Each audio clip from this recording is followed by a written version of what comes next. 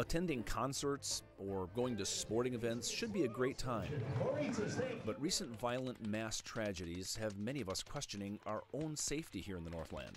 Me as police chief looks at it as, how can I protect my community from this? Just last week, 26 innocent churchgoers gunned down during Sunday worship in Texas. Near the World Trade Center, a terrorist drives a truck down a bike path, 8 killed, dozens injured. 58 people killed and hundreds injured when a gunman opens fire above a Las Vegas concert. Miles away, Mike Tuscan watches these troubling events, and not just as a chief of police. But then there's the human, the father, and you think of, oh my God, all this victimization and this senseless violence, and it's really hard. As difficult as it is, Chief Tuscan is not shying away from this conversation. In fact, he and others in public safety are encouraging it. It's something that we need to talk about and be prepared for. Jeff Stark oversees the Bayfront Festival Park. He agrees that talking about it is how we start improving public safety. It's a nightmare scenario, but it's a scenario that I think we prepare for all eventualities. Luckily, we're in a very proactive environment with our law enforcement community. We live in a unique geographic location that brings many agencies together. We share both state and international borders. Our hilly terrain slopes down to a massive, sprawling waterfront. Unique location indeed that requires tremendous cooperation. And we're kind of at an intersection or nexus of all of these law enforcement outfits that are there in our very own Duluth Police Department, coordinating all of these responses and scenarios and tactical drills in order to prepare for a real response if, God forbid, it ever happened. People just start dropping around us. A lot of dead bodies. That Las Vegas gunman, perched high above thousands of innocent people, opening fire at random. It's horrific and chilling, but after working through the emotions, for those responsible for public safety, it's time to take action. The first thought that went through my mind was, what does it look like out at Bayfront Park? What do the sightlines out there look like? A terrible thing to ever have to think about. With the Las Vegas incident, you have, of course, a elevated suspect that had very, very high-powered and tremendous number of rounds of ammunition. But necessary for safety. They had a gathering which there was really no exit from. And so, yeah, those were a lot of the harmful events that went in, pre-harmful events that went into making this attack so lethal. Each time these violent events happen, law enforcement learns something. For example, the Boston Marathon bombing brought many changes to our Grandma's Marathon.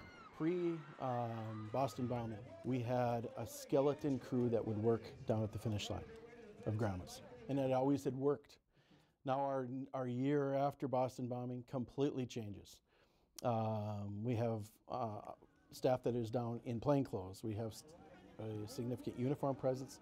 We have a tactical team presence. And we do a lot of planning for worst case scenario that nobody sees. Security threats and changes come year round. We certainly have had this conversation with Bentleyville as well. And so there are strategies that we have that are in place that we don't want to tell, of course, our plans.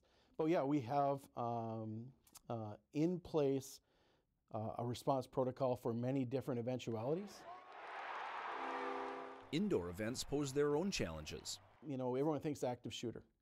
So the biggest playground in Duluth is the deck. The deck is also part of Jeff Stark's responsibility, serving as venue operations director. We have a very, robust approach to security. We work hand in hand with the City of Duluth, specifically the Duluth Police Department. Law enforcement walks a fine line, agreeing to talk with us so the public can be assured, but at the same time being careful not to tip their hand. There is a process that's in place. But in addition to all the badges and uniforms, Chief Tuscan says one of the best tools we have for public safety is you and I.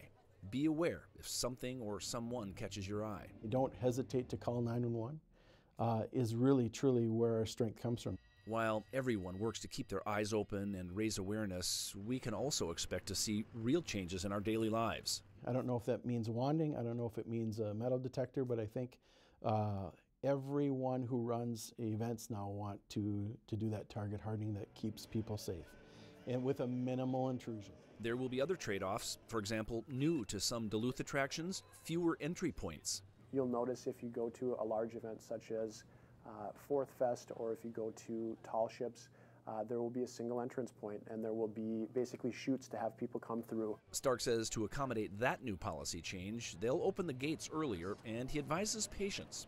And there's more. You are going to get wanded, and you are going to have your bags checked, and you're going to get a pat down. And that is not because we are the fun police. It's because we're protecting our patrons, we're protecting our customers, we're protecting our staff, and we're protecting the artists. All these changes and new security measures aside, Chief Tuscan drives home the point that the best way for our community to protect itself lies with each one of us. Our greatest asset, as I say time and time again, is the eyes and ears of all the people who are here. It's a force multiplier.